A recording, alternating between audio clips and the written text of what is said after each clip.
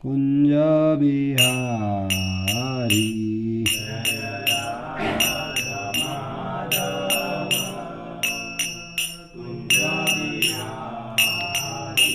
जय राधा माधव कुंज बिहारी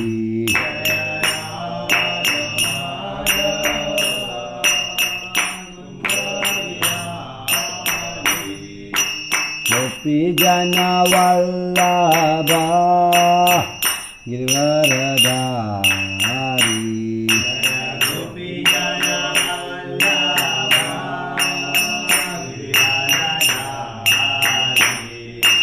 गोपी जन वल्लभ गिरिवरधारी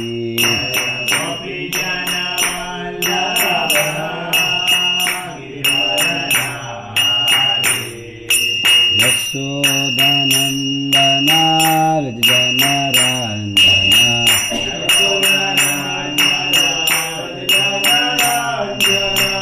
यशोदानंदन व्रज जनरंजन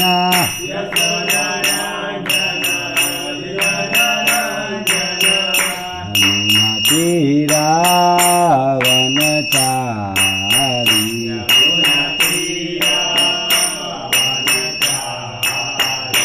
मुनाति रावण चारी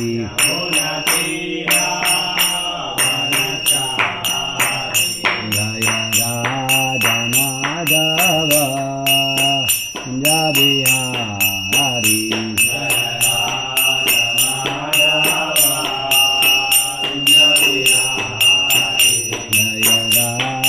माधव कुंज बिहारी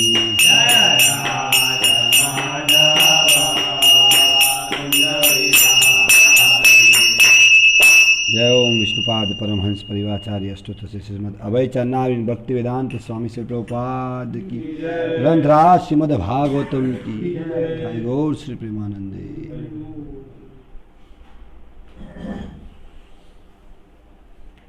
ओम नमो भगवते वासुदेवाय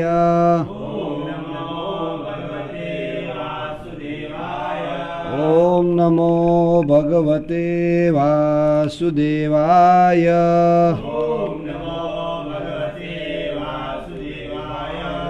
ओम नमो भगवते वासुदेवाय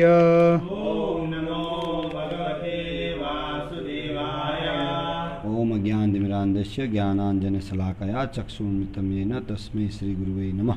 नमो विष्णुपादाय कृष्णप्रेष्ठाय भूतले श्रीमते भक्तिविकास स्वामीति नामिने नमो विष्णुपादाय कृष्णप्रेष्ठाय भूतले श्रीमते भक्तिवेदांत स्वामीति नामिने नमस्ते सरस्वती देवे गौरवाणी प्रचारिणी निर्विशेष शून्यवादी पाश्चात्य देशतारिणी श्री कृष्ण चैतन्य प्रभु नित्यानंद श्री अद्वैत गदाधर शिवासादि गौर भक्तवृंद हरे कृष्ण कृष्ण कृष्ण हरे हरे हरे राम राम राम हरे हरे।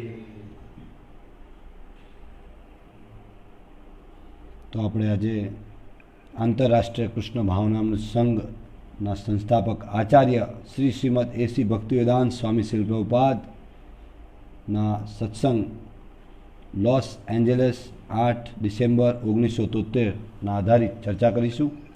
તો આજનો વિષય છે યુદ્ધનો સદઉપયોગ। તો એક વિનાશકારી યુદ્ધનું આયોજન કરી ભગવાન શ્રી કૃષ્ણે પોતાના વંશને પૃથ્વી પરથી પાછા મોકલી દીધા। તો જે યુદ્ધ છે એનો કેવી રીતે સદુપયોગ તો એ સમજીશું આજે પ્રભુપાદજીની શિક્ષા અનુસાર। શ્રીમદ ભાગવતમ સ્કંદ 1 અધ્યાય 15 શ્લોક સંખ્યા 25 ને 26 થી શ્રી પ્રભુપાદજી શરૂઆત કરે, જેના આધારે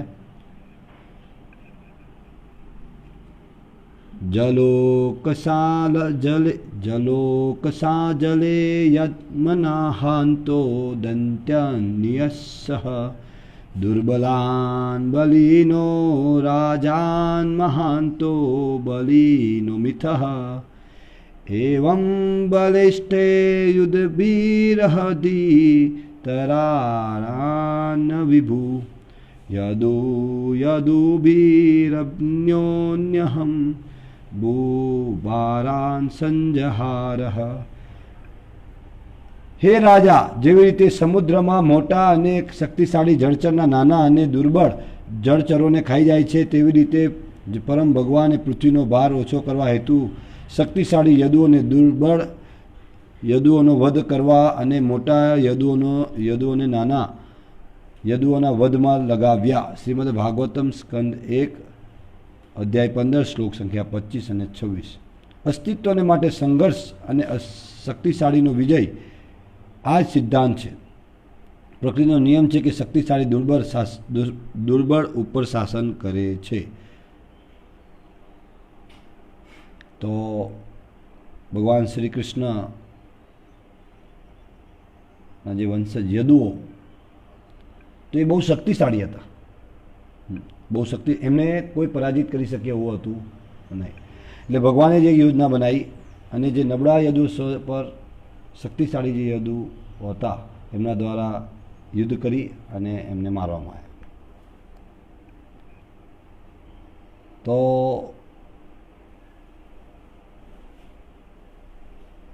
ભગવાનના દરેક કાર્ય એ આનંદ આપનારા છે અને દરેકના માટે હિત કરતા છે. દરેક કાર્ય. અત્યારે પણ એક પ્રશ્ન સમાજમાં ઘૂમી રહ્યો છે કે ભાઈ જો ભગવાન છે તો કોરોનાને રોકતા કમ નથી. પણ જ્યાં સુધી આપણે શાસ્ત્રચક્ષુ દ્વારા નહીં સમજીએ, નહીં જોઈએ, તો દરેક ભગવાનની જે ક્રિયાઓ છે, દરેક કાર્યકલાપ છે, ભગવાનની ઈચ્છા દ્વારા જે કંઈક પણ થઈ રહ્યું છે એ કેવી રીતે દિવ્ય છે એ શાસ્ત્ર દ્વારા, આચાર્ય દ્વારા, ગુરુજન દ્વારા, વૈષ્ણવજન દ્વારા જ આપણે સમજી શકીશું.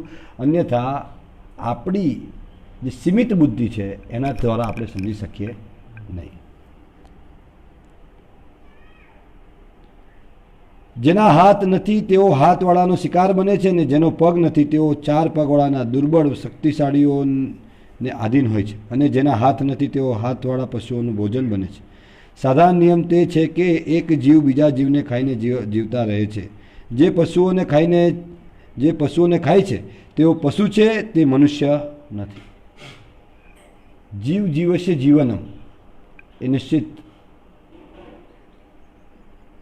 નિયમ છે શાસ્ત્રનો જ. જીવ જીવશે જીવનમ. કોઈ પણ જીવ જીવના આધારે જીવી શકે છે. પરંતુ પ્રભુપાદજી અહીં સમજાવે છે આ કે જે પશુઓને ખાય છે તેઓ પશુ સમાન છે. તે મનુષ્ય નથી. જો કે તેમનું શરીર મનુષ્યનું છે તો પણ તેમને મનુષ્ય કહેવામાં આવતા નથી. આધુનિક સમાજની અંદર જે પશુ નથી ખાતા એને મનુષ્ય નહીં કહેતા. જે લોકો નશો નથી કરતા એ વ્યક્તિ નથી. આધુનિક શિક્ષણ આ રીતની પ્રશિક્ષણ આપી રહ્યા. ધીરે ધીરે તમે જો આજે મનુષ્ય કેટલો હિન્નતમ, કેટલી નિમ્ન કક્ષાએ નીચે પડી રહ્યો છે. કે જ્યારે અત્યારે આપણે જોઈ શકીએ છીએ કે જ્યારે મનુષ્યએ પોતાના પાપ કાર્ય રોકી દીધા છે પ્રકૃતિના આદેશ અનુસાર, ત્યારે પ્રકૃતિ ખીલી રહી છે. નદીઓ જોઈ લો, હવામાન જોઈ લો. પણ દોષ કોને આપવામાં આવે છે? ભગવાનને. પાપ કર્મ કરીએ છીએ આપણે ને દોષ આપીએ છીએ ભગવાનને. એ તો બુદ્ધિમત્તા નથી. અને એવું ના હોય તો અત્યારે આટલી નદીઓ, અત્યારે કલયુગમાં જ છે નદી, તો શા માટે આટલી શુદ્ધ થઈ રહી છે? શા માટે પ્રકૃતિ ખીલી રહી છે જ્યારે મનુષ્ય પોતાના પાપ કર્મ રોકાઈ ગયા છે? રોકી દેવા પડ્યા છે. રોક્યા નથી, રોકી દેવા પડ્યા છે. પણ અસુરો હવે બી તૈયાર છે કોઈને કોઈ યોજનાઓ બનાવીને પાપ કર્મ કરવા માટે તત્પર. અને આધ્યાત્મિક કાર્યોને બંધ કરો. તમે વિચાર કરો, દરેક બાબતની પરમિશન આપી છે યોજના સાથે, તો શું આધ્યાત્મિક કાર્ય યોજના સાથે ના કરી શકાય? એના માટે વિચારી ના શકાય? કોઈક બી રીતે વિચાર કરીને જ્યાં સુધી જે પરમ ભોગતા છે, એ સંતુષ્ટ નહીં થાય ત્યાં સુધી જીવો સંતુષ્ટ નહીં થાય. ગમે તેટલી ઇકોનોમિક પ્લાનિંગ કરી દઈશું આપણી આવી ઈચ્છા નથી કે કોરોના જેવી કોઈ મહામારી આવે અને આપણી ઇકોનોમી ધ્વસ્ત થઈ જાય. આપણી નથી યોજના, પણ એ પ્રકૃતિ દ્વારા આપવામાં આવી. આપણા દરેક કર્મનું પ્રતિફળ મળવાનું છે ને છે. તો ભક્તિની કોઈ બાઉન્ડ્રી નથી, કોઈ બાઉન્ડ્રીની અંદર ભક્તિ નથી કે ભાઈ ભારતની અંદર હવે કોરોના આવ્યો છે એટલે હવે આધ્યાત્મ નષ્ટ થઈ જશે. એવા અનેક પ્રયાસો અનેક વર્ષોથી ચાલે છે, પણ એ રોકાઈ નહીં શકે. પણ જે નબળા મનવાળા વ્યક્તિ છે એ નિશ્ચિત એ દૂર થઈ જશે. જે રીતે વૈષ્ણવો કૃપા કરીને ભ્રમણ કરતા હતા અને દરેક જીવાત્માને કૃષ્ણ ભક્તિ આપતા, હરિનામ સંકીર્તન થતું હતું, તો અત્યારે જે જીવો કૃષ્ણ નામ વગર મૃત્યુ પામી રહ્યા છે એ સમજવું પડશે. દરેક વસ્તુને નિદાન છે ભગવાનનું નામ, દરેક સમસ્યાઓનું સમાધાન છે ભગવદ્ ગીતા. તો એનું મોટા પાયે બહોળા પ્રમાણની અંદર વિતરણ થવું જોઈએ, વાંચન થવું જોઈએ, અભ્યાસ થવો જોઈએ, એની સમજણ કેળવવી જોઈએ, ભગવાનના નામનું કીર્તન થવું જોઈએ. ભગવદ્ ગીતામાં બી ભગવાને કીધું છે યજ્ઞ દ્વારા વરસાદ આવે છે અને વરસાદ દ્વારા અન્ન ઉપાર્જન થાય છે. અને દરેક મનુષ્ય, દરેક જીવાત્મા અન્ન પર નિર્ભર છે. પશુ પક્ષીઓ જે બી છે, અત્યારે જે બી ફરી માંસાહારને જે છૂટ આપવામાં આવી છે, માંસાહારની દુકાનો ચાલુ રાખો, પણ આધ્યાત્મ કાર્ય બંધ. કોઈ વ્યક્તિ વિશેષથી અમારો કોઈ વિરોધ નથી. અમે સર્વ વિશ્વને આ મેસેજ આપી રહ્યા છે કે વિશ્વની અંદર ભગવાનના નામનું કીર્તન થવું જોઈએ. એની માટે જે સામાજિક અંતર છે એ બનાવીને કરી શકાય.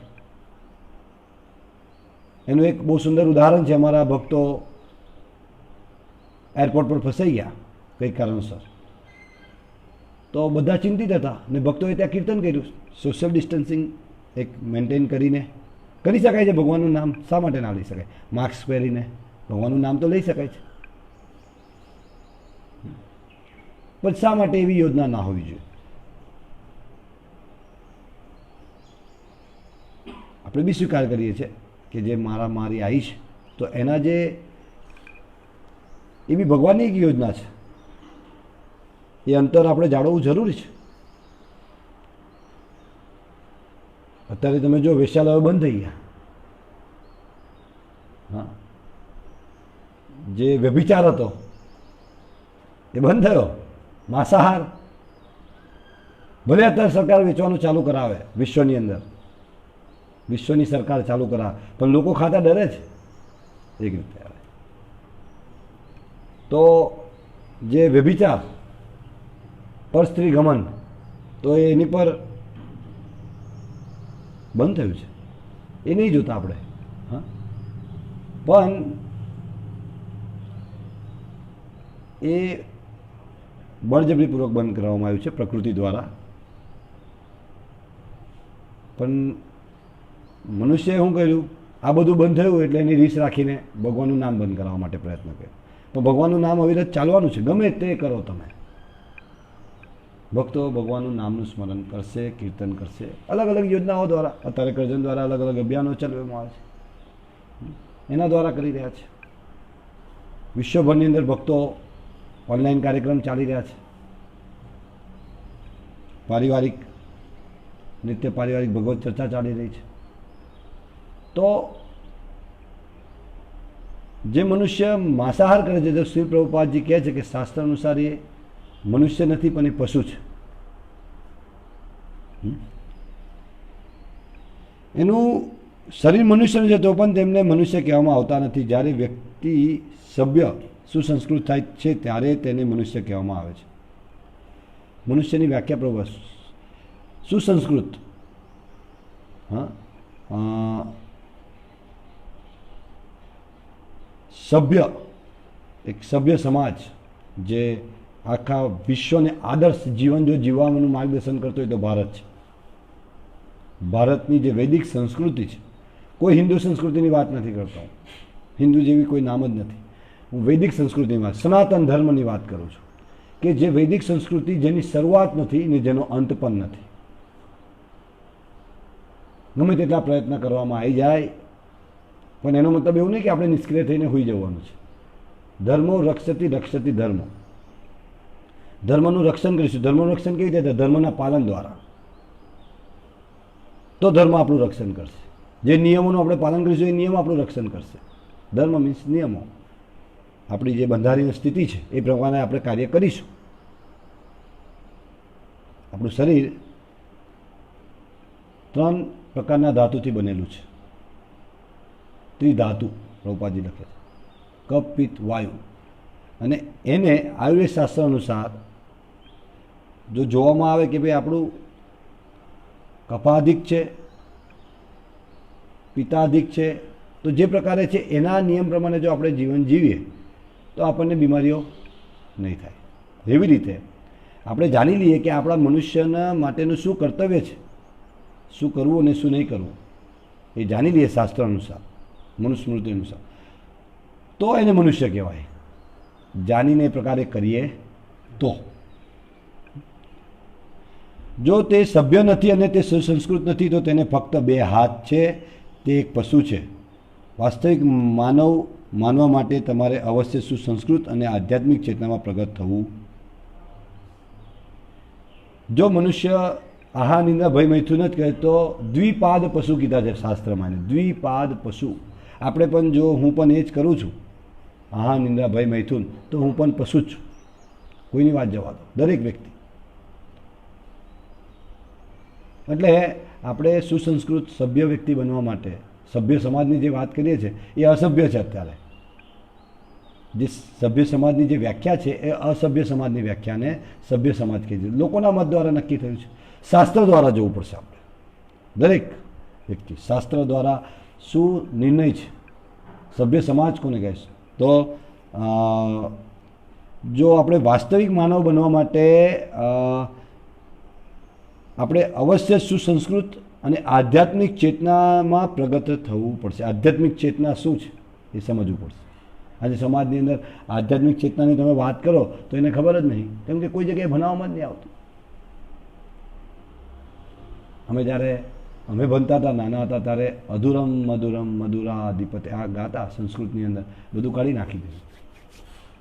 બિલકુલ હવે પ્રાણી જેવું. બાળકોની અંદર તમે જોઈ શકો હિંસા વધી રહી છે.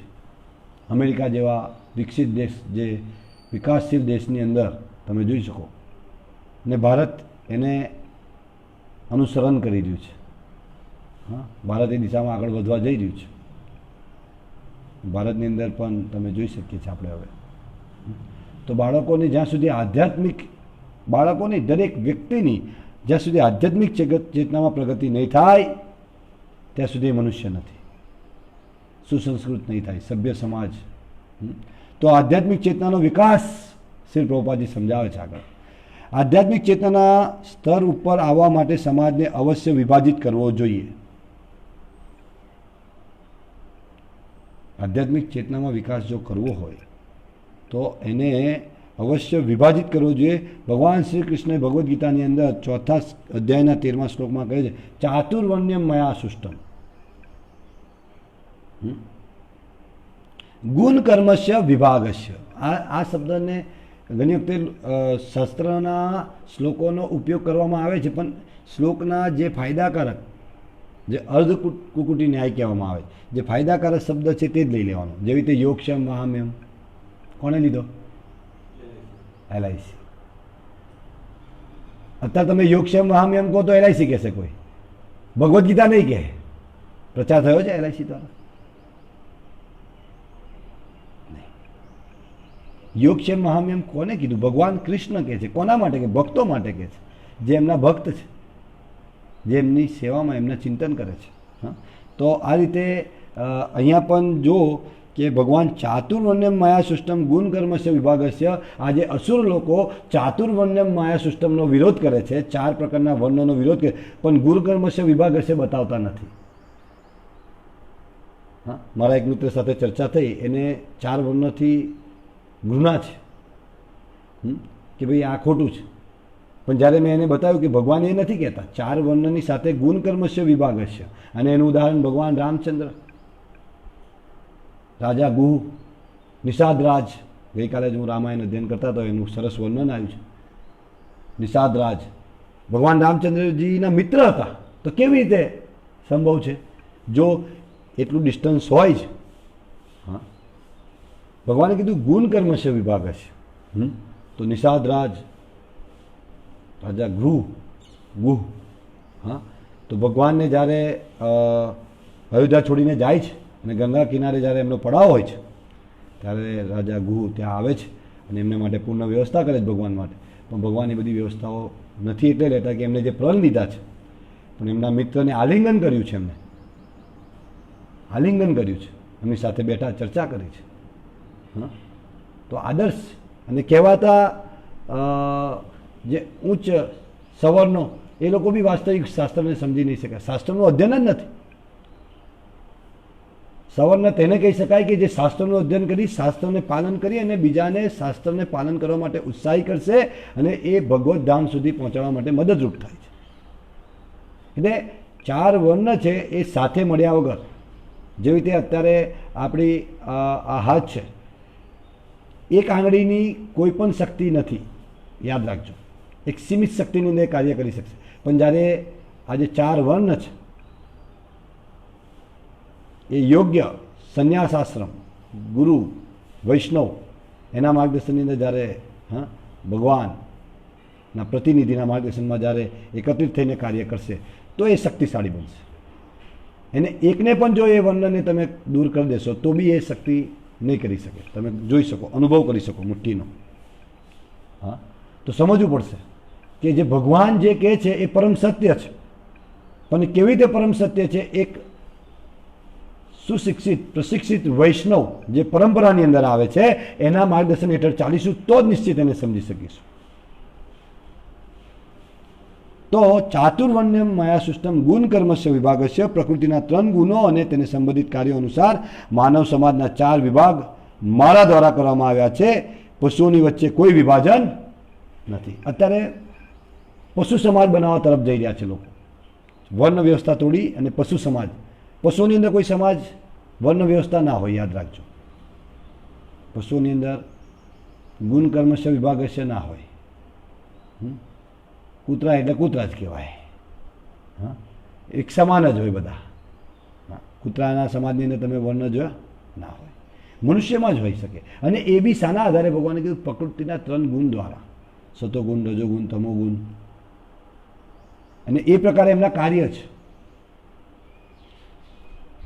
જે રીતે અત્યારે બી આપણે વિભાગમાં જ જીવી રહ્યા છે એક સ્તરે, તો પણ એને યોગ્ય રીતે પોતે જવાબદારી નથી નિભાવતા. લડવાનું કાર્ય ક્ષત્રિયનું છે, તો એમની અંદર રજોગુણ જોશે, તમોગુણ, રજો વહીવટ કરવા માટે. હા, સતોગુણની અંદર સ્થિત થઈને વહીવટ ના થઈ શકે. હા, તો ચેતના કૃષ્ણ ભાવનામૃત હોવી જોઈએ. ક્ષત્રિયને બી અર્જુનને જેવી હતી. તો આ જે વિભાજન છે એ પશુઓની વચ્ચે હોતું. એ વિભાજન કેવી રીતે છે તે યોગ્ય માર્ગદર્શન વૈષ્ણવો પાસે જઈને પૂછ્યા કરો તો એ બતાવશે, અને એનો પ્રચાર કરો. જે લોકો વર્ણાશ્રમનો વિરોધ કરે છે તો એ લોકોએ ક્યારેય વર્ણાશ્રમને જાણ્યો જ નથી એટલે વિરોધ કરે છે. જો તમે જાણશો વાસ્તવિક તો ક્યારેય વિરોધ નહીં કરો, અને એ પ્રકારે પ્રચાર કરો. પ્રચારની જરૂર છે. આજે સમાજની અંદર પ્રચારની જરૂર છે. કારણ પ્રચારની વ્યવસ્થા તૂટી ગઈ છે. ગુરુકુલો તૂટી ગયા છે. હા, ગુરુકુલ વ્યવસ્થા તૂટી ગઈ છે. મંદિરો દ્વારા જે પ્રશિક્ષણ આપવાનું હતું, વિદ્યાલયો હતા. પ્રભુપાદ જે મંદિરોની સ્થાપના કરી કે આ વિદ્યાલય છે, ત્યાં ભગવદ્ ગીતા, ભાગવતમ એના પર ચર્ચા થવી જોઈએ. આજે મંદિરોમાં રાજકારણની ચર્ચા થાય છે, ગામ ચર્ચા થાય છે. હા, ભગવત ચર્ચા નથી થતી. ભગવાન વિશે કોઈ ચર્ચા નહીં. ભગવાને કેવા વસ્ત્ર પહેર્યા છે, ભગવાનના કેટલા હાથ છે, હસ્ત છે, શા માટે, કયા કયા આયુધો ભગવાને ધારણ કર્યા, શા માટે ધારણ કર્યા છે. તો એ તો શ્રી પ્રભુપાદ જેવા આચાર્યોએ જ સમજાવ્યું છે. એટલે પ્રભુપાદજીની શિક્ષાઓને દરેક જીવ માટે જરૂરી છે અત્યારે. એટલે સરકાર શ્રી પ્રભુપાદજીની શિક્ષાઓને જન જન સુધી જો પહોંચાડે તો વાસ્તવિક દરેક જીવાત્માનું કલ્યાણ થઈ શકે એમ છે. અને આ જે સમાજની અંદર અત્યારે જે તકલીફો ઊભી થઈ છે, અસમાનતા ઊભી થઈ છે, જે દ્વેષ ઊભો થયો છે, એ આધુનિક વ્યવસ્થાના કારણે છે. અને શાસ્ત્રને યોગ્ય રીતે પ્રસ્થાપિત કરવામાં નહીં આવવાના કારણે છે. યોગ્ય રીતે સમજવું પડશે, વૈષ્ણવ દૃષ્ટિકોણથી, પરંપરાથી, જે ભગવાને કીધું છે એ પ્રકારે જ તેના મૂળ રૂપે સમજવાની જરૂર છે ભગવદ્ ગીતાને. એટલે ભગવદ્ ગીતાને તેના મૂળ રૂપે પ્રસ્થાપિત નહીં કરવાના કારણે સમાજની અંદર આ બધી સમસ્યાઓ છે. પરંતુ માનવ જીવનનો ઉદ્દેશ કૃષ્ણ ભાવનાનો વિકાસ કરવાનો છે. તેના માટે એક પદ્ધતિ હોવી આવશ્યક છે, જે આધ્યાત્મિક ચેતનાની વાત છે. પ્રભુપાદજી સમજાય, માનવ જીવનનો ઉદ્દેશ કૃષ્ણ ભાવનાનો વિકાસ કરવાનો છે. હા, ઋષભદેવ એમના પુત્રને જ્યારે કહે છે કે આ મનુષ્ય જીવન પશુઓની જેમ લડવા, કૂતરાઓ જોજો હમણાં થોડી વારમાં કદાચ આવશે બી ખરા, રોજ તમે શ્રવણ બી કરતા હશે અહીંયા કૂતરાઓનો અવાજ, એ પશુ સમાજ છે. લ જોવે બીજા કૂતરાને જોવે તરત જ ભોંકોમાં, એવી રીતે મનુષ્ય સમાજ બી થવા માંડ્યો છે અત્યારે. તો મનુષ્ય જીવન એના માટે નથી, મનુષ્ય જીવન છે તપોદિવ્યમ.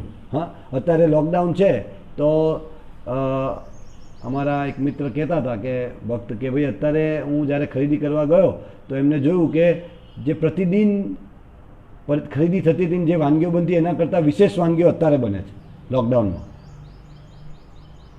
અને એનો ભોગ કરવામાં આવ્યો છે. આહાર, નિંદ્રા, ભય, મૈથુન, આ 4 વસ્તુથી વધારે કશું થતું નથી. અને મહાભારતની અંદર શ્લોક છે, એની અંદર કે જે આહાર, નિંદ્રા, ભય જે મનુષ્ય કરે છે એ પશુથી વધારે નથી. જેની અંદર ધર્મનું આચરણ નથી એ પશુ સમાન છે. ધર્મહીના પશુ સમાન, જેની અંદર ધર્મ નથી. હા, તો અત્યારે તપશ્ચર્યા કરવાનો સમય છે. હા, ઇમ્યુનિટી પાવર વધારવાનો સમય છે. આપણને એવું લાગે કે ખાવાથી ઇમ્યુનિટી પાવર, ના, ઇમ્યુનિટી પાવર વધશે તપશ્ચર્યા કરવાથી. એટલે કેવી ઇમ્યુનિટી વધારવાની છે? આધ્યાત્મિક ચેતના વધારવાની જરૂર છે. કેવી તપશ્ચર્યા કરવાની છે? ભગવાનની પ્રસન્નતા માટે જેવી પ્રકારે કે ભાઈ અત્યારે 16 માળા કરવી એ તપશ્ચર્યા છે, 2 કલાક બેસીને, એ કરવાની જરૂર છે. એ નહીં કરી શકીએ. 1 કલાક ભાગવતમ વાંચવું એ તપશ્ચર્યા છે. મોબાઈલથી 5 કલાક દૂર રહેવું એ તપશ્ચર્યા છે. હા, પરિવાર સાથે રહેવું અને ચર્ચા કરવી આધ્યાત્મિક એ તપશ્ચર્યા છે. આટલા બધા પ્રયત્ન કરવા છતાં ઘણા ભક્તો પણ છે કે જેમની ઘેર નિત્ય ભગવત ચર્ચા નહીં, પરિવાર સાથે ચર્ચા નહીં કરી શકતા. વિચાર કરો, નિત્ય ભગવત ચર્ચા કરવા માટે શરમ આવે છે. કેટલા ભક્તોને મેં જોયા તો કે પ્રભુ ટ્રાય કરીશ. પરિવાર સાથે ચર્ચા કરવાની છે, જે પરિવાર માટે આપણે પ્રતિદિન ભાગી રહ્યા છે. કેવો પ્રેમ? આપણે પ્રેમ નથી, એ આસક્તિ છે. તો પ્રભુપાદજી સમજાવે છે કે માનવ જીવનનો ઉદ્દેશ કૃષ્ણ ભાવનાનો વિકાસ કરવાનો છે. તો એની માટે તપોદિવ્યમ, તપશ્ચર્યા કરવી પડે. સીમિત આહાર, સીમિત નિંદ્રા. આજે આપણી જીવા છે buck buck buck buck buck buck કરે છે, એને કૃષ્ણની સેવામાં લગાવે, એ તપશ્ચર્યા છે. જ્યારે એકલા હોય તો ભગવાનના ગુણગાન ગાઓ. આપણે એકલા હોઈએ એકાંતમાં તો જપ કરીએ, અધ્યયન કરીએ, અને કોઈ આપણી સાથે છે પરિવાર તો એમને ભગવાનના ગુણગાન સંભળાવો. જ્યારે દેખો ત્યારે કહો કૃષ્ણ ઉપદેશ. કેટલું સરળ છે. ક્યાં એમાં ટેક્સ ભરવાનો છે? જીએસટી લાગે છે? નહીં લાગતો. પણ નહીં કરીએ. આપણી ચેતના અશુદ્ધ છે. આપણી ચેતના કોરોનામય થઈ ગઈ છે. કોરોનાની બધી જ વાત કરીશું, બધી જ સમજણ આપીશું. કેટલા કેસ ક્યાં થયા, કેવી રીતે થશે, લોકડાઉન ક્યારે ખુલશે, કેટલા સમયનું લોકડાઉન રહેશે, બધું જ પ્રિડિક્શન આપશે બધા, વગર માંગે. વન જોઈતી સલાહ. બધાને અત્યારે જરૂર છે સલાહ ભગવદ્ ગીતાની, પણ એ કોઈ આપવા તૈયાર.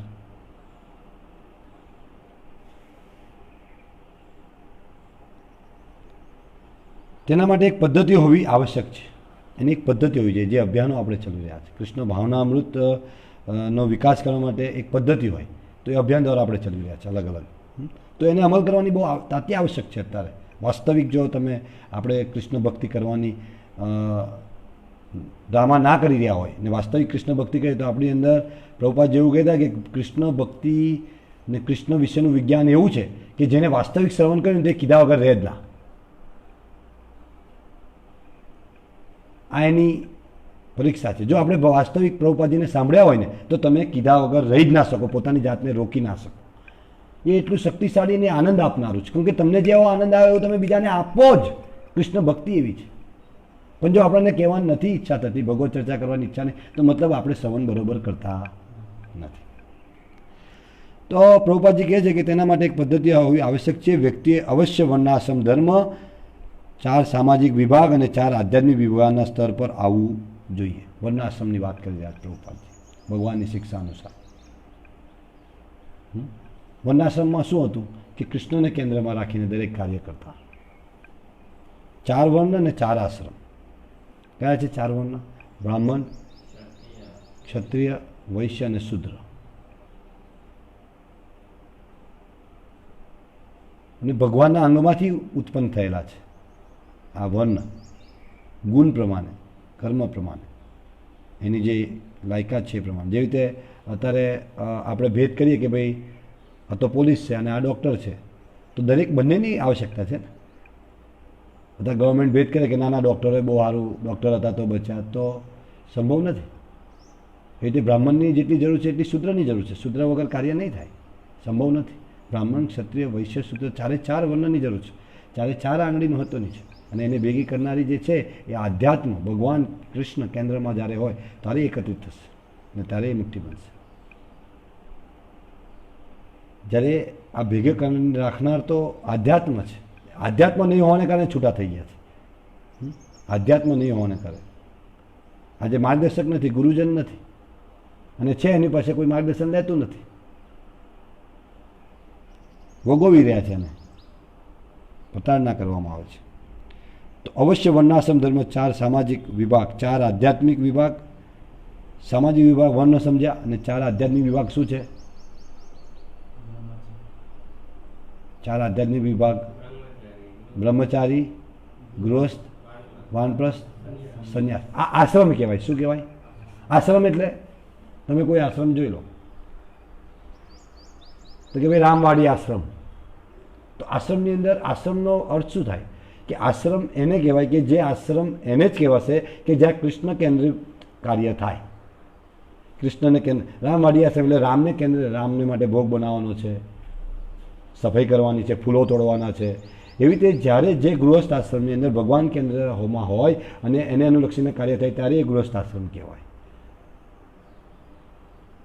નહીં તો ગૃહસ્થ આશ્રમ ના કહેવાય. ગૃહમેધી, ઇન્દ્રિય તૃપ્તિનું સાધન, અંધકૂપ. એ રીતે બ્રહ્મચારી, ગૃહસ્થ, વાનપ્રસ્થ અને સંન્યાસ. 4 આધ્યાત્મિક વિભાગના સ્તર પર આવવું જોઈએ. તે વિભાગ પોતે શ્રી કૃષ્ણ દ્વારા બનાવેલા છે. તેની વ્યવસ્થા દ્વારા આપણે ક્રમિક રૂપે જીવનનો ઉદ્દેશ સમજી શકીએ છીએ. જીવનનો ઉદ્દેશ શું છે? હજી આપણે ભગવાનથી અનાસક્ત છીએ. જીવનનો ઉદ્દેશ શું છે? ભગવાનમાં આસક્તિ વધારે. પણ આપણે અત્યારે હજી પણ અનાસક્ત છે. ભૌતિક જીવનનો અર્થ છે ભગવાન શ્રી કૃષ્ણથી અનાસક્તિ. તે અનાસક્તિ આપણા દુઃખનું કારણ છે. જે ભૌતિક જીવન જીવવા માટે આપણે પ્રયત્ન કરીએ એને કે એને પ્રકારે જોજો, ગમે તેટલી પ્રભુપાદની શિક્ષા વાંચી લઈએ, સાંભળી લઈએ, પછી છેલ્લે એક આપણે નિર્ણય પર આવીએ, બેલેન્સ કરવું પડે. બે નાવડી પર પગ મૂકીને હું સમજી ગયો કે કૃષ્ણ ભક્તિ સર્વોપરી છે, વાત બાકી છે, પણ ભૌતિક જીવન હું ના છોડી શકાય, એ વાત ખોટી. બેલેન્સ કરવું જોઈએ.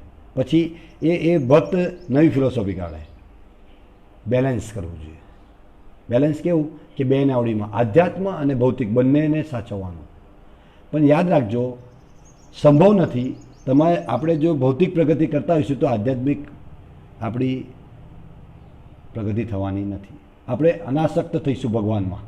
જેટલા બી કહેવાતા ભક્તો, ડ્રામા કરતા ભક્તો મારા જેવા વિશેષ કરીને, હજુ પણ મને શા માટે રુદન નથી કે શા માટે મને એ આસક્તિ ઉત્પન્ન નથી થતી, શા માટે હું ભગવાન વગર રહી શકું છું, એક ક્ષણ પણ ભગવાનનું નામ લીધા વગર કેવી રીતે હું રહી શકું? એટલે મારા અભ્યાસમાં ખોટ છે. ભગવાને જે આજ્ઞા આપી છે, ગુરુજીએ આજ્ઞા આપી છે, એ હું નથી કરતો, એ નિશ્ચિત છે. પણ આપણે એવું માની બેઠા છે કે આધ્યાત્મિક છોકરાને ડૉક્ટર બનાવો અને ભક્ત બનાવો એ સંભવ નથી. હા, ડૉક્ટર છે તે ભક્ત બની શકે, યાદ રાખજો. પણ ભક્તને ડૉક્ટર બનવાની આવશ્યકતા નથી. ભક્તે ભક્ત જ બનવાનું, ભક્તે બીજું કોઈ બનવાની જરૂર નથી.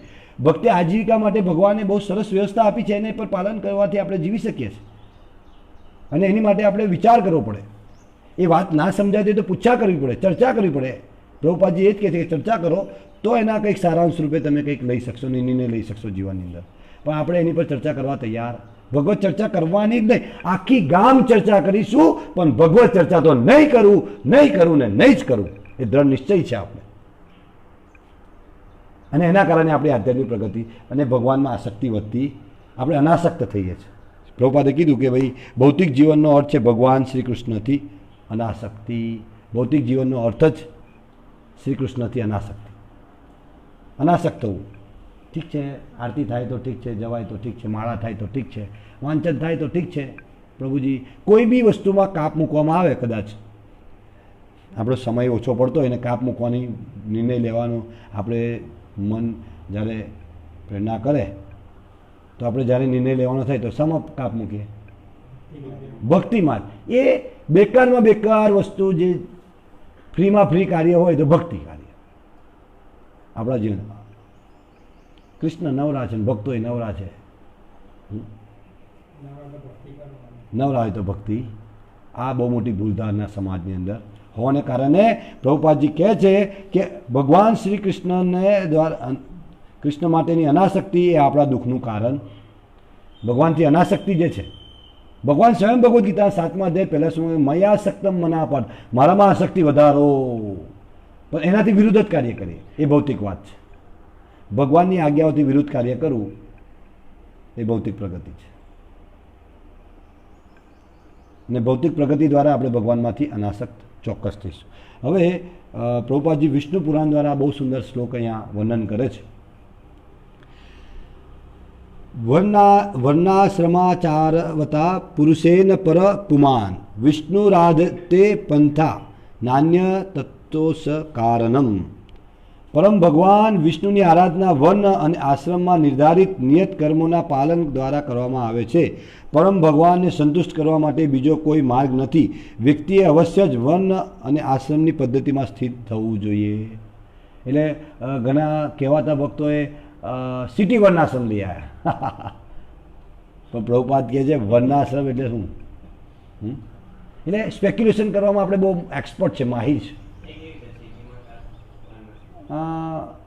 બસ સવાર મંગળા આરતી ઉઠાય તો કરવી, 16 માળા કરી દેવી અને ના સિટી વર્ણાશ્રમની અંદર એવું હોય કે ભાઈ એ લોકો વીકલી કાર્યક્રમ બહુ સારી રીતે કરીએ. હા, વીકલી કાર્યક્રમ બહુ સરસ વાનગીઓ બનાવીએ. પછી કોઈને બ્રાહ્મણ તરીકે સ્થાપિત કરી દઈએ કે ભાઈ તમે પૂજા કરવાની, હું વહીવટ કરીશ, હું ક્ષત્રિય છું, હું વહીવટ કરીશ. હા, વૈશ્ય કલેક્શન. ખેતી નહીં કરવાની, ખેતી કરતાં એમની પાસે લઈ આવવાનું. સેવા કરીશ, હું બહુ તુચ્છ છું, હું દૈન્ય ભાવ છું, હું શુદ્ર છું, વાણી દ્વારા. તો એ તો છેતરવાની વૃત્તિ છે. વિષ્ણુ પુરાણમાં શું કહે છે? ભગવાન વિષ્ણુની આરાધના વર્ણ અને આશ્રમના નિર્ધારિત નિયત કર્મોના પાલન દ્વારા કરવામાં આવે છે. જે વર્ણ અને આશ્રમનું નિયત કર્તવ્ય નિશ્ચિત થયું છે શાસ્ત્ર દ્વારા, એ પાલન કરી દઈએ ને એ ભગવાનની આરાધના ચોક્કસ થઈ ગઈ. એની માટે અલગ, જેવી રીતે શ્વાસ લેવા માટે અલગ કાર્ય ના કરવું પડે, એવી રીતે ભક્તિ માટે અલગ આપણે અત્યારે મથવું પડે. આ કરો, આ કરો, આ કરો, આ કરો. આ પ્રચાર જ ના હોવો જોઈએ. પહેલાં આવો પ્રચાર નહોતો. પહેલાં બધા વાંચતા, ભાગવતમ અધ્યયન થતું, ભેગા થઈને ચર્ચા થતી. પણ કોઈને એવું ના કહેવું પડે કે ભાઈ તમારે આ કરવું પડશે. દરેક વ્યક્તિ પોતાના કર્તવ્ય પાલન દ્વારા ભગવાનને સંતુષ્ટ કરતો. બ્રાહ્મણ હોય, ક્ષત્રિય હોય, વૈશ્ય હોય, શુદ્ર હોય. એવું વર્ણન છે રામાયણની અંદર કે જ્યારે ભગવાન રામચંદ્ર અયોધ્યા છોડીને ગયા તો બ્રાહ્મણે પોતાનું કર્તવ્ય નિષ્ક્રિય થઈ ગયા. ગાય, પશુ પક્ષીઓ પોતાનું જે અનાજ ખાવાનું એ બંધ થઈ ગયું. સ્ત્રીએ ચૂલો હળગાવવાનું બંધ કરી દીધું, બાળકનું પોષણ કરવા માટે બંધ કરી દીધું. આ ભગવાન નહીં હોવાના લક્ષણો છે. એવી રીતે જેવી રીતે જો અત્યારે જે વાસ્તવિક જે ઉપાર્જન થવું જોઈએ, જે મીઠાશ હોવી જોઈએ, એ ધરતી ઉપાર્જન નહીં કરી શકતી અત્યારે. કમ અત્યારે ભગવાન ઈશ્વરવિહીન સમાજ બની રહ્યો છે અને એનો પ્રચાર થઈ રહ્યો છે. તો વર્ણાશ્રમ દ્વારા એ સંભવ છે. કદાચ આપણે પોતે અત્યારે એમાં આ ઘણી વખતે એવું વિચારવામાં આવે કે ભાઈ તમે બોલો છો, તમે કંઈ કરો છો. વાસ્તવિકતા છે, અમે નથી કરી શકતા, પણ આપણી આવનારી પેઢીને તો એ દિશામાં વાળીએ, એની માટે તો આપણે વિચાર કરીએ. માન લો કે જે કોરોના થઈ ગયો છે, ડૉક્ટરો મરી ગયા, તો એ લોકો કોરોના થઈને મરી ગયા એટલે બંધ કરી દીધું એની સામે લડાઈ માટે? ના, એની રસી શોધવા માટે પ્રયત્નશીલ છે ને સેમ ટાઈમ લડે. એવી રીતે અત્યારે આપણે નથી કરી શક્યા, વર્ણાશ્રમ તૂટી ગયો છે, તો એને સ્થાપિત કરવા માટે પરમ પૂજ્ય ભક્તિ વિકાસ મહારાજ શ્રી પ્રભુપાદની ઈચ્છાને પૂર્તિ કરવા માટે અને બીજા અનેક સંન્યાસીઓ પ્રભુપાદના શિષ્યો અત્યારે પ્રયત્નશીલ છે. અને એનું પ્રત્યક્ષ ઉદાહરણ આપણે નંદગ્રામ કેવડિયા કોલેજથી 10 કિલોમીટર દૂર જોઈ શકીએ છીએ, પ્રત્યક્ષ જઈને વર્ણાશ્રમનું, અને કેવી રીતે પ્રકૃતિને આધારિત, ભગવાન પર આધારિત રહીને જીવન જીવી શકે છે. તો પરમ ભગવાનને સંતુષ્ટ કરવા માટે બીજો કોઈ માર્ગ નથી. આટલું કીધું વિષ્ણુ પુરાણમાં, બીજો કોઈ માર્ગ જ નથી. વ્યક્તિએ અવશ્ય જ વન અને આશ્રમની પદ્ધતિમાં સ્થિત થવું જોઈએ.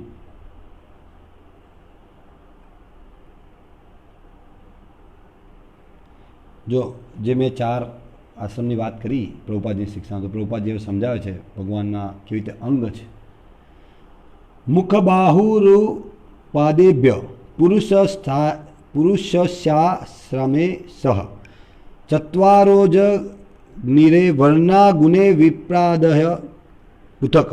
બ્રાહ્મણ, ક્ષત્રિય વગેરે 4 આશ્રમોની ઉત્પત્તિ પ્રકૃતિના 3 ગુણોના સંયોગ તથા ભગવાનના વિશ્વરૂપના ક્રમશઃ મુખ, ભુજાઓ, જાંગો તથા ચરણકમળો દ્વારા થઈ.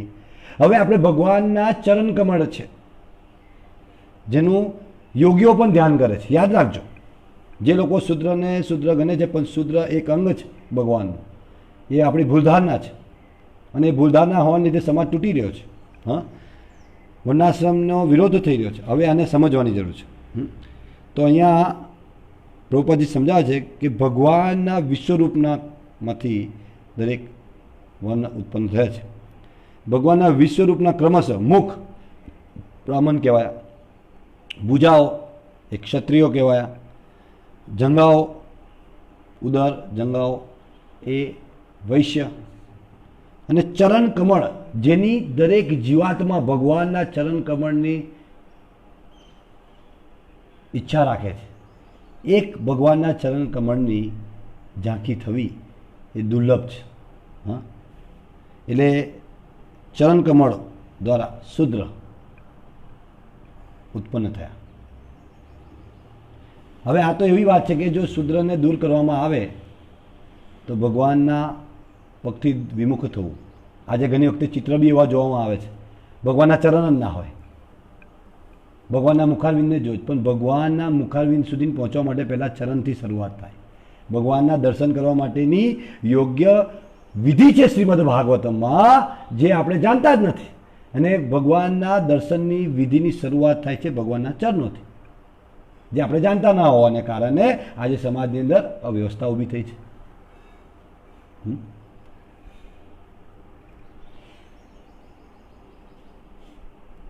વ્યક્તિ અવશ્ય પોતાનું કર્તવ્ય કરવું જોઈએ. તમે ક્ષત્રિયો છો અને તમારું કર્તવ્ય છે યુદ્ધ કરવાનું, નાગરિકોને સુરક્ષા પ્રદાન કરવાનું, તેથી તમે તેને ના પાડી શકો નહીં. અહીંયા ઉદાહરણ આપવામાં આવ્યું છે.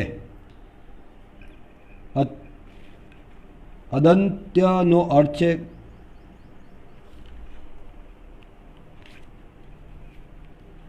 અદંત્યનો અર્થ છે ગળી જવું.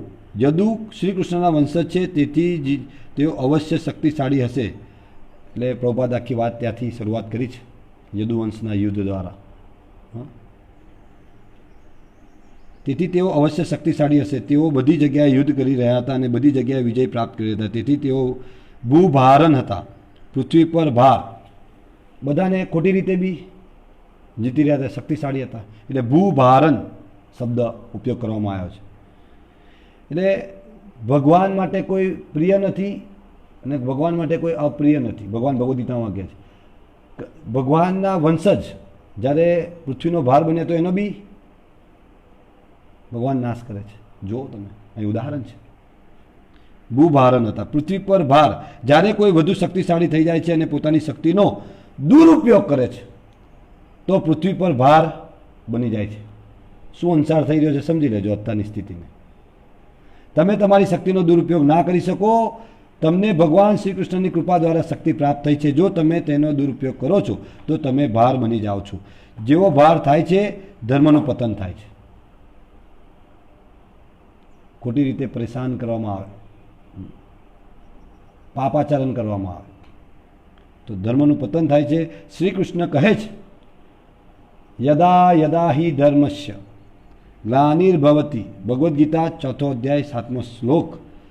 જેવો શક્તિનો દુરુપયોગ થાય છે તદાત્માનમ સુજામ્યહમ, તેઓ આવે છે જ્યારે શ્રી કૃષ્ણે જોયું કે તેમનો વંશ એટલો બધો શક્તિશાળી થઈ ગયો છે કે તેઓ અનાવશ્યક રૂપે યુદ્ધ કરી રહ્યા છે.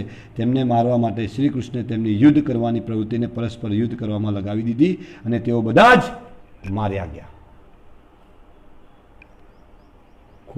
શક્તિ આવે છે ભગવાનથી જ, પણ એ શક્તિ આપે છે ભગવાન, પણ એનો જ્યારે દુરુપયોગ થાય છે, બીજાને પરેશાન કરવામાં થાય છે, ત્યારે ભગવાન એને કેને પ્રકારે એમને. અહીંયા ભગવાન પોતે નથી યુદ્ધ કરી, યાદ રાખજો, અંદર અંદર લડાઈ રહ્યા છે. પૃથ્વીનો ભાર હરકો. ભૂભારણ, ભૂભારણ, અદંત્ય, અદંત્ય, ગળી જવું. તો ભગવાનની આ વ્યવસ્થા છે. જ્યારે આપણે પાપાચરણ કરી દઈશું તો નિશ્ચિત આવી મહામારીઓ આવશે અને એમાંથી બચવું હોય તો પાપ બંધ કરી ભગવાનના નામનું કીર્તન કરવું.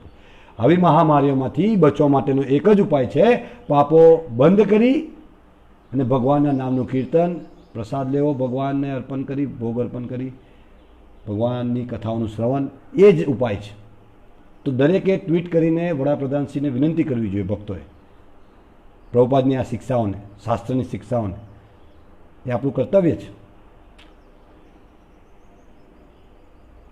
પાપ વૃત્તિ બંધ થાય, ગાયોનું કતલ બંધ થાય તો જ આવી મહામારી અટકશે. અન્યથા આખા વિશ્વને બરડામાં લઈ લેશે અને લઈ લીધું છે.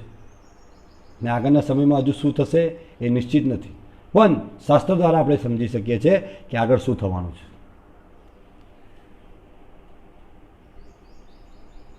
તો આજે આટલે સુધી આ જ વિષયને આપણે કાલે ક્રમશઃ ચાલુ રાખીશું. કાલે આપણે યુદ્ધ ભાવનાનો દુષ્પ્રયોગ પ્રભુપાદજીની શિક્ષા અનુસાર સમજીશું. પ્રભુપાદજી બહુ સુંદર આ લેક્ચરને સમજાવ્યું છે, તો આપણે એને સમજવા પ્રયત્ન કરીએ. તો આજનો જે વિષય છે કેવી રીતે વર્ણાશ્રમ અતિ મહત્વપૂર્ણ, કૃષ્ણ ભાવનાનું ચેતના અને આધ્યાત્મિક ચેતના વધારવા માટે.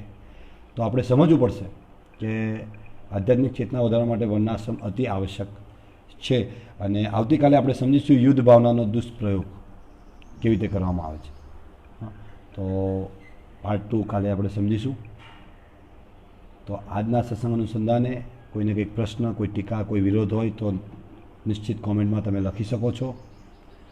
જો આપણને આ શિક્ષાઓ પ્રભુપાદજીની સમજણ કેળવાઈ હોય, મારી એટલી લાયકાત નથી, પ્રભુપાદજી શુદ્ધ ભક્ત હતા પણ છતાં એક પ્રયત્ન કર્યો છે અને ગમ્યો હોય તો નિશ્ચિત લાઇક કરી અને શેર જરૂરથી કરજો, જેથી કરી અન્ય જીવો સુધી આ પ્રભુપાદજીની શિક્ષાઓને પહોંચાડવામાં આપ મદદરૂપ થાઓ. અને અમારા વોટ્સએપ નંબર પર પણ તમે પ્રશ્ન પૂછી શકો છો. નંબર છે 9426779655 પર પ્રશ્ન પૂછી શકો છો. અને જો સમજાય તો નિશ્ચિત એને ભગવત ચર્ચા કરજો, જેથી કરીને દરેક જીવનું કલ્યાણ થાય, આપણું પોતાનું બી કલ્યાણ થાય ભગવાન વિશે ચર્ચા કરવાથી. હરે કૃષ્ણ. શ્રી શ્રી રાધા માધવ ભગવાન કે, ગ્રંથરાજ શ્રીમદ ભાગવતમ કે, શ્રી પ્રભુપાદ કી જય. ગૌર શ્રી પ્રેમાનંદે.